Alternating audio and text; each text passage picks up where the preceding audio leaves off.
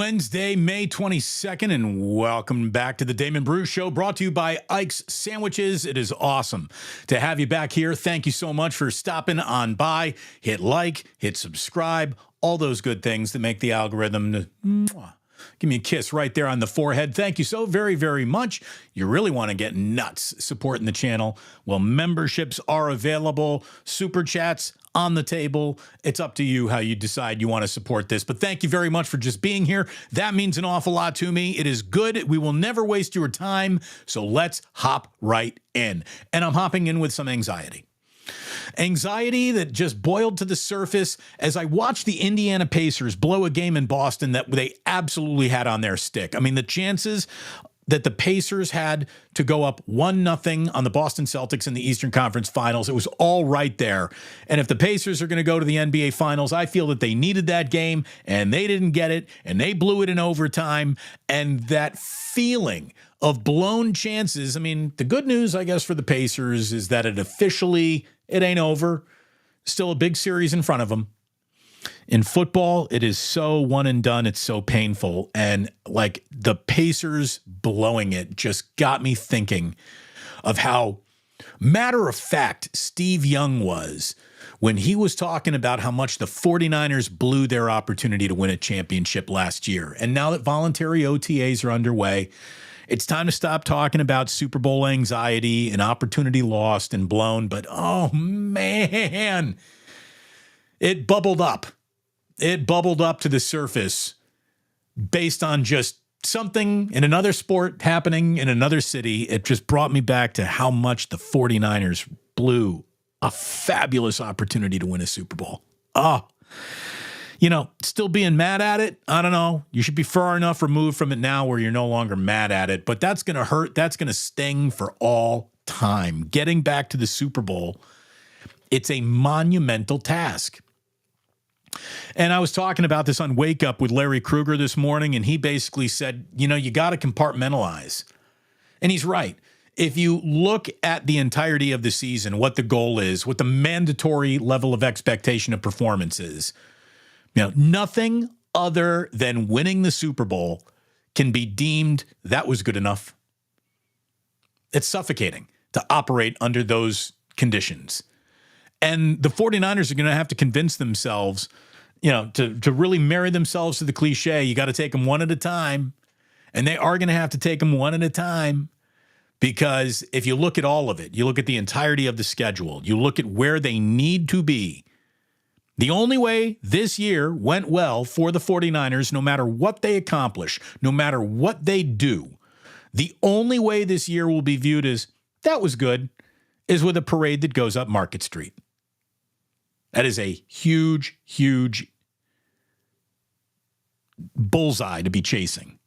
It's great to be chasing it. This is what you do when you're in your championship window, and it feels like that's where the 49ers are. But, oh, man, this ain't going to be easy. It ain't going to be easy, and to make it easier, you want to have a nobody got hurt. Everybody happily showed up and participated in voluntary OTAs, and across the board, a lot of guys did. It seems like the only guys who really weren't out there were Juwan Jennings and Brandon Ayuk, who were still dealing with the contract. Christian McCaffrey wasn't out there for voluntary OTAs, and that's a guy you don't need to worry about. He's going to come in better shape than anybody on the team, probably other than Nick Bosa, who was out there. And that, I think, is the biggest news of the OTAs. Despite how anybody looked, early impressions, the fact that the highest paid guy, the biggest paycheck in the building is out on the field, I think it just sends a message early on to every other 49er how important this year is. Bosa knows that being a holdout last year set his season back from starting, very, very well. And him appearing at voluntary OTAs it's more than symbolic. Because if there were anybody, and I really do mean anybody in NFL history, who didn't need to get themselves back in shape with a few voluntary OTAs, it's Nick Bosa. The man is an Adonis, an absolute Adonis. And to say that he is now in the best shape of his life, what in God's name was that last year? There is 0.5% of body fat on the guy. He is the most rocked up, completely based in my heterosexual admiration. Like, take your shirt off, dude. Let me see it. Like, oh my God. Is there any way that you can travel without wearing your shirt? Like, you should be the first guy off the bus, shirt off style, every single time you get off the bus. Nick Bosa doesn't even need clothes. He's so freaking shredded.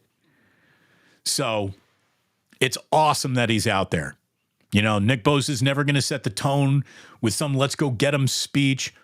He's way too laid back to, be a verbal or vocal leader of anything. But he'll go out there and show you what it's like. Then you can think that you've been working hard this offseason, be changing at the locker room next to Nick Bosa, and realize what hard work met with kissed by the genetic gods right on your forehead look like together. Nick Bosa is an absolute Adonis out there, and it's good that he's out there. Very good that he's out there, and let's go. Let's go Niners. Let's go Niners. The task in front of you is freaking Herculean. It's a good thing you got a guy who looks like Hercules on the team. Now, how about this? I'm guessing, without working out, if you eat at Ike's a little bit too much, you will not have that Herculean physique. But there are so many good options at Ike's that you can actually use to make that sandwich a little bit more friendly to the calorie count. I mean, you want to go full-on fat boy city at Ike's, you can do that. And if you want to go ahead and say, scoop out that bread a little bit, holding back on carbs just a little bit there. Don't put all those sauces on. Make it a little bit more, tame. He can do that for you. People want to rip this sandwich shop for not having, how come you never talk about options that might be healthy? Ike has more healthy options for you than most restaurants can even pretend that they have. So go ahead and look up and down that menu. And when you make a choice, here's what I've got for you because you are listening to this show or watching this video right now. Next time you use the Ike's Rewards app, I've got a code word for you that will save you $4.20. And the code word is Ganja Jar. Ganja Jar. Do you get it? Next time you order from Ike's at a participating restaurant, I believe Redwood City doesn't participate in this. I'm going to have to find the other ones that are not participating in this, unfortunately. But use the code word Ganja Jar to save $4.20 on your next Ike's order that you use the app to get. Whether you pick it up or have it delivered, Ganja Jar, Ganjajar, Ganja Jar is our special code word for the rest of the month. So you can get a THC, which has got some Flamin' Hot Cheetos on a turkey sandwich. That's really good. You can get the Cameron Brink, which is out there right now, which is awesome. The Cameron Brink is pastrami, purple slaw, buffalo wing sauce, orange glaze, wasabi mayo, dirty sauce, avocado, American pepper jack, cheese. Yes. I like all those words. How can you make me want them even more? Save me $4.20. And that's what we're doing here on the Plus. Use code word Ganja Jar. Ganjajar. Ganja Jar to save $4.20 on your next Ike's order on the app. And thanks very much to Team Ike's for setting us up with our own little code word. And thanks so much to the Dubliner for dusting off a great bar stool for you whenever you're hanging out on West Portal. Get yourself to the Dubliner West Portal to find one of the best sports/neighborhood/Irish bars you're going to find anywhere, with just a great group of people sitting there having their beers, great group of people behind the bar willing to serve you, ready to serve you. Come on into West Portal, the Dubliner, for one of the best bars in San Francisco. Take my word for it and tell them Damon Bruce sent you when you get in there. If you got your own little Ganja Jar that you'd like to bring there, you should probably take care of that outside before you go inside the bar, if you know what I mean, Smiley Dan. And I'm sure you do know what I mean because you're all cool, my kind of people. All right. So also from the world of football and things to talk about in an offseason, we get the latest Pro Football Focus quarterback rankings. Now, the numerical rankings against these guys, again, I'm not going to really try to split hairs with any of this. They got Brock Purdy coming in at 13. Okay, just outside the top 10 means you're a good quarterback. But are the 13 in front of them really better than Brock? I don't think they're better than Brock if you want to use the terms of the tiers that they're attached to. Forget just the numerical rankings. There's a tier system set up here. Everybody trying to do the Mike Sando quarterbacking tier column on their own. And this is the quarterback tier rankings that Pro Football Focus have put forward. Number 1 tier, Patrick Mahomes, closed tier. He's on the one line all by himself, and I got no problem with that. Patrick Mahomes is head and shoulders above every other quarterback in this league right now until further notice. Ranking him with any group means he would so far away be the best of that group that you got to give him a group of his own. So Patrick Mahomes, number 1 on his own tier called Tier Mahomes. I'm good with it. Tier 2, the elite, is how Pro Football Focus breaks it down. And in the elite, they have last year's MVP, Lamar Jackson, Joe Burrow, and Josh Allen. Okay. I'm not going to argue with you. I'm not going to argue with you. I think that if you tied Lamar Jackson's shoes together and say all you are is a passing quarterback, he would not be regarded as elite at all, but the entire package, the competitor that he is, sure. Joe Burrow, here's someone with as much quarterbacking talent born into him as you're going to find anywhere. You want to call him elite? Sure. Guy's got ice in his veins. Josh Allen, very special. He does turn the ball over a little bit too much for anyone's liking, I'm sure even his own, but Josh Allen as a pure quarterbacking talent, they're really, he's a unicorn. There's not a lot of guys who put that many gifts into one body and give you the full package like he does. No problems there. Then tier 3. Tier 3 is called postseason caliber quarterbacks. And this is my problem with Brock Purdy as he stands on this list, because to not have Brock Purdy on a tier where you say he's postseason caliber, when all Brock Purdy has done is watch his seasons end in postseasons. Brock Purdy's never missed a postseason. And as a matter of fact, until the Super Bowl, he had never lost a postseason game that he actually began and finished all in the same afternoon or evening. So Brock Purdy, I think, is defined almost exclusively by how good he's been in the playoffs, but you're not going to call him a postseason caliber quarterback? All right. Well, then who have you got? Number 5, Justin Herbert. Has Justin Herbert ever won a postseason game? Number 6, Dak Prescott. Again, when it comes to postseason performance, that's where Dak Prescott's years usually go to die. Number 7, Matthew Stafford. Stud, getting older, still a stud though, won a Super Bowl with the Rams. Aaron Rodgers, getting older, coming off an Achilles. Who knows what he's going to be going forward, but his reputation as a healthy Aaron Rodgers, yeah, okay, he's in this conversation. Jalen Hurts of the Philadelphia Eagles is on this list. Okay, career high in passing yards, touchdowns, makes a lot of big-time throws. He can run with the ball. He fits the Eagles incredibly well. I got no problem with Jalen Hurts being on the list.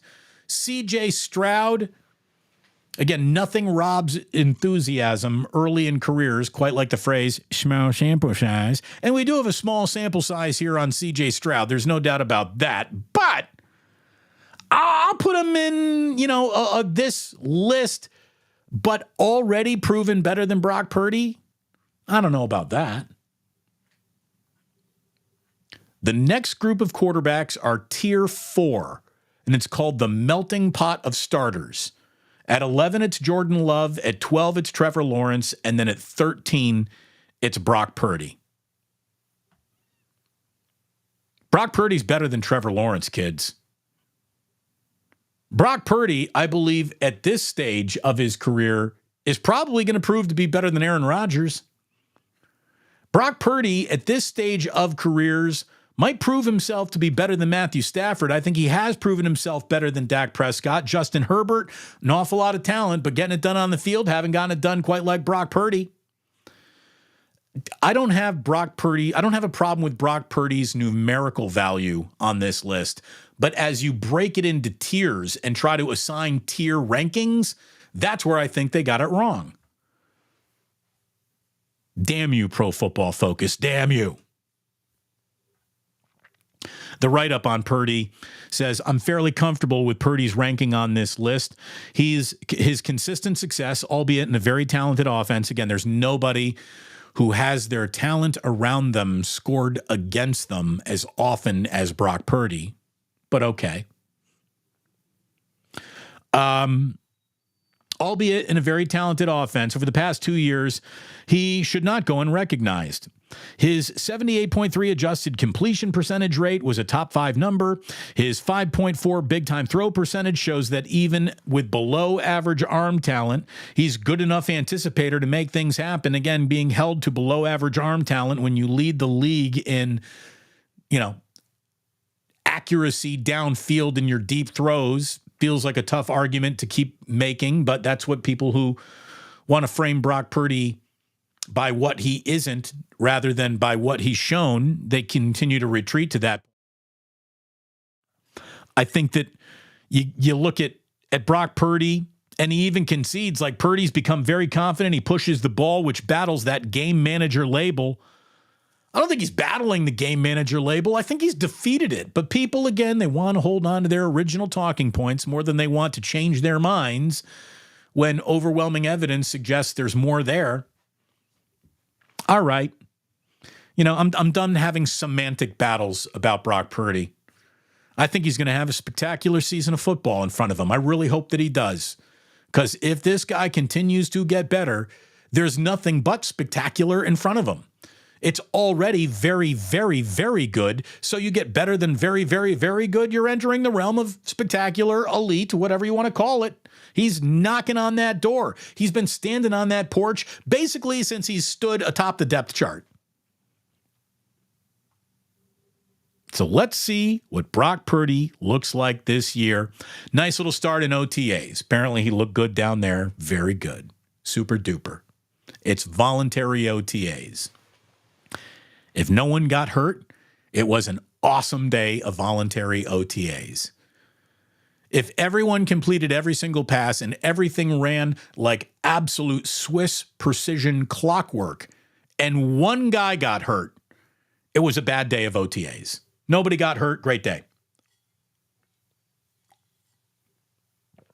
And, that's still a great sip. The sip of the day ship has sailed. You all know that because we had to wake up early this Wednesday morning.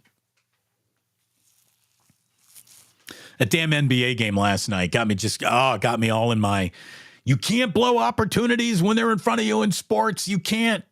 You go on the bin of the forgotten.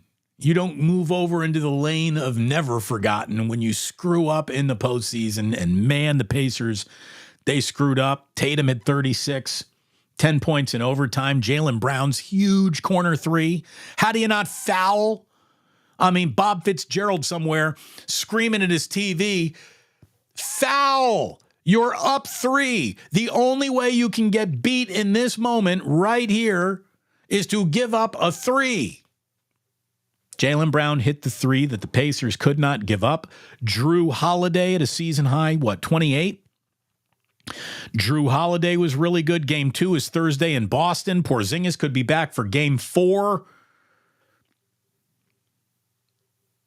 I think the Pacers get Game 3. I think I still like Boston in 5. Pacers had a chance to take the series over, and they blew it. Absolutely blew it. What else we got?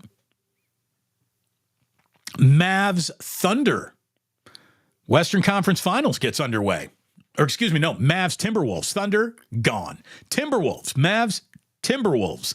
Underway, 5:30 on TNT. And when it comes to enjoying broadcasts on TNT, do it while you can, because the other news in the NBA is that the league is finalizing a media rights deal with ESPN far and away the worst at covering basketball. NBC and Amazon later this week. TNT is going to go by the wayside, according to Sports Business Journal, which means next season will be the final season of Inside the NBA as we know it, because Ernie's not leaving TNT. Maybe Kenny, maybe Chuck, maybe Shaq do, but without Ernie, you're missing, a key cog in that incredible chemistry group that has been entertaining us for decades on a post and pre-show, and it sucks that, ESPN gets to, do an entire broadcast built around blowing one team while the other team is ignored, and they get to continue to be a league partner before any semblance of really entertaining, informative, or balanced TNT gets to stick around in the conversation. That sucks. Really sucks. NHL playoffs. The Final Four gets underway officially tonight, by the way. Wednesday, 5 o'clock, Eastern Conference Finals. Panthers at Rangers on Thursday. The Western Conference Finals. Oilers and Stars get underway. Hey, I can name Connor McDavid, so, I'm in. Let's do it. I know we got love going on in the chat. What's going on in the chat? Good to see you. We're not going to get into a Club Plus because I'm actually doing something with another podcast at noon, which means I got to kind of wrap up here today in a timely fashion. Sportic is saying Pacers blew it before overtime. Overtime should have never happened. Ding, ding. Correct. Should have never gotten there. Should have never gotten there. The Pacers got sloppy in the worst moments. Boy, did they remind me of the Warriors when they were turning the ball over like a whole bunch of guys who just met each other with 30 seconds. Like you're up 6 with 30 seconds to play, and you're just turnover, bad possession, turnover. What are you doing? Like Rick Carlisle, call a timeout. Do something.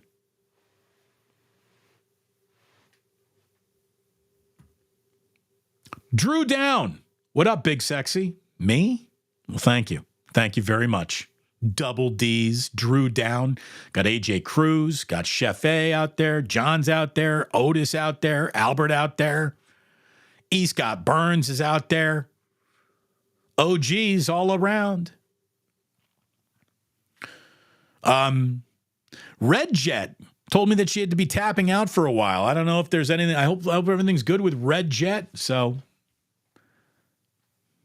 hope everything's okay. But Old Dirty Hungus, JJ Raider. Again, JJ Raider, ganja jar. Use it when you're signing up at Ike's. Use it when you're checking out to save $4.20, which is a significant price point. This isn't one of those get 10% off.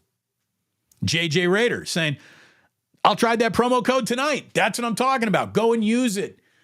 Show the good people at Ike's how much you're responding to the new password just for us. Ganja jar. Love it, love it, love it. Matt Cain always on the go. That's what I'm talking about. True Blues Forever saying, do you just walk in screaming ganja jar? No. Just type it out. Type it out. Just doot, right in the checkout. And boom, you will save $4.20 and you will all be safe. Konnichiwa, Joji, talking about our regulars. Pulling in regulars from Japan. How awesome is that? God, it's really amazing to be on YouTube. It's awesome. Having such a good time. Thanks to all of you for making it such a very good time. The Giants, they're better. They had their season-high 4-game winning streak come to a halt in Pittsburgh by giving up 4 runs in the 9th inning, the worst outing of Camilo Duvall's young season, first blown save of his season, a 7-6 loss in 10 innings as the winning run gets scored by Connor Joe, just to twist the knife. At least Joey Bart wasn't the guy who drove him in. But the Giants, look, they wasted a good outing from Logan Webb. They got Chapman, though. He's still hitting. Estrada's hitting. They're more interesting now than before the injuries, which brought up the interesting. The young guys on this team have made this lineup interesting. Farhan would have made none of these choices to have these guys up here by now. Injuries are the best general manager the Giants have had in the Farhan era. They really are. Blake Snell, by the way, nowhere to go but up in your year, Blakey. 0-3 with an 11.57 ERA. He has been a horror show since putting on a Giants uniform. He did pitch well in the minor leagues on a rehab. That is good. He returns this evening. Blake Snell, let's see what you got. Can't get worse than you've started. Hopefully he's turned a little bit of a corner. What else we got in baseball? Athletics beat the Rockies, and I'll just tell you that because it ended an 8-game skid. A 9-game losing streak is the longest so far this year. The Miami Marlins own that, so the A's stay out of Marlinsville. Congratulations to them for doing that. J.D. Davis went yard. Abraham Toro with a solo home run in the 8th was the winning run. So not a lot of smiles left in Oakland about baseball. A little bit of a smile ending an 8-game skid. Huzzah. Meanwhile, not only are the Dodgers just a freaking monster, have you seen what the Phillies have been up to? Oh, my God. The Phillies have won 9 of 11. They lead Major League Baseball with 35 wins. Bryce Harper just hit his 11th home run of the season. The Phillies have now won 35 of 49 for just the second time in franchise history. They're 27-6 in their past 33 games. This is now one of the single greatest starts in the long storied history of the Philadelphia Phillies. And Ranger Suarez is right now having the best season in Major League Baseball. Ranger Suarez is 9-0 in his first 9 starts with a 1.36 ERA. He's the first pitcher to start 9-0 with a sub-1.5 ERA through 10 starts since Juan Marichal in 1966. He's the first Phillies pitcher to win 9 consecutive starts since 1952. And how did Ranger get there? By beating the Rangers. Ranger beat the Rangers to go to 9-0, and the Phillies lead Major League Baseball with 35 wins, and they are going to be the next home team I believe the Giants take a look at when they return to San Francisco.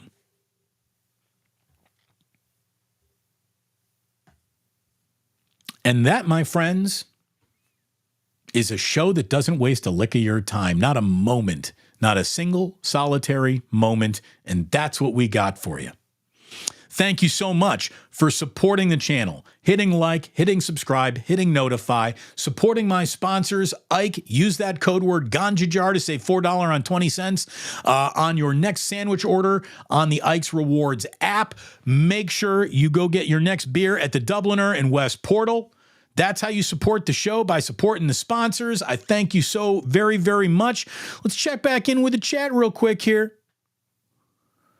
Tiger Tank says, I still hold it against Kyle for passing up on Mahomes. Didn't even look at him, apparently. 0 scouting on Patrick Mahomes, which wasn't good. Solomon Thomas, though, right? Got Solomon Thomas. West Coast Ghost wants to dip in, say hello, hello. Hello back to you, West Coast Ghost. Great to see you in here. True Blue was lost a signal on that Giants game on the back half of a golf course. They were up 4 going into the 9th, and then, yeah, by the time you're settling down on the 19th hole, having a little cocktail, disaster had struck. Disaster had struck. Chef A, don't blow opportunities. Well, shout out to Eminem there. What about the Pacers coach? He drives me insane. Yeah, dude. Call a timeout. Foul before the 3. What are you doing? I just couldn't believe how much they just watched themselves get beat. Just watching themselves get beat. Gareth is like, man, Celtics look loaded without Porzingis. There was some really good defense being played in that game. Celtics can play some really good D. And when they get Porzingis back, that could be the missing piece. Like when you look at who's coming out of the West, you got to battle that Minnesota front court. If that's the team that comes, having Porzingis there, it would matter. I mean, if this is a Celtics team that's really going to win it all this year, I think they got to get Porzingis back there. Got to.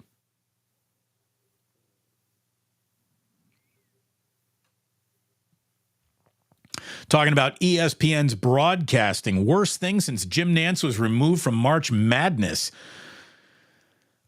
Look, Mike Breen is fantastic. I think we've officially reached the Doris Burke is a tad overrated portion of her career. After being underrated, overpraised and underrated, now she's overexposed, and it feels like everyone's kind of on to how little substance she's actually providing. And then J.J. Redick, again, just gives you nothing. Nothing. He doesn't give chemistry. He doesn't give an awful lot of real-time strategy or analysis. He says a few basketball-y things, but they're all kind of disposable. I don't know. Not a fan. Not a fan. Again, Habes, she's not letting up on the Pacers. Coach absolutely mishandled the moment. Yes, he did. Mishandling moments. Not good. Not good. Damon, Niner gang. Are you 420 friendly? What? My 420 friendly? It's fucking Bob Marley over here. What do you mean am I 420 friendly? Yes. We are friendly. We are safe.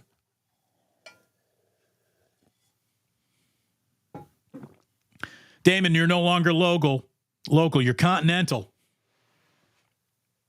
Thank you very much. Oh, Postman in Capitola. Let me get Postman.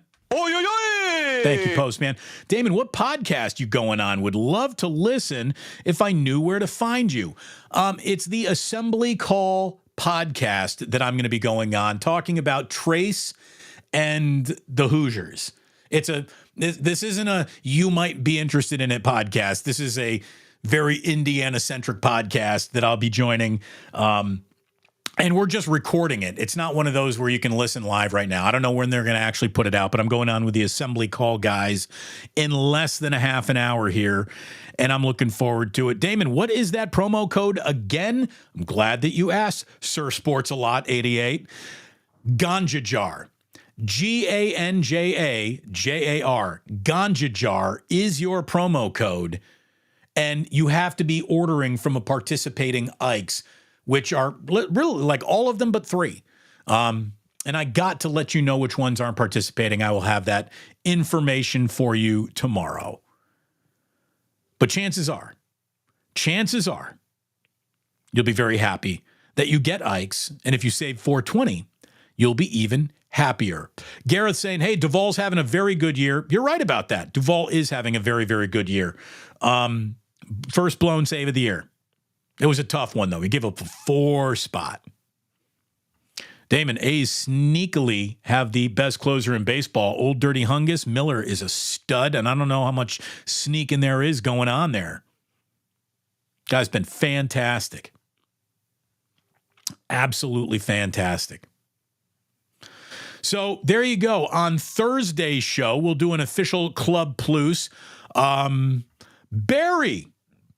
Ding, ding, ding, Barry. Oy, oy, oy. Thank you very much. Barry checking in from Memphis. Bang, bang from Memphis. You never waste my time. Put this in the Ganja Jar for me. Barry, thank you very, very much. I will put that 5 spot in the Ganja Jar. I thank you all so much for watching. What an awesome, awesome group you are. You are the best.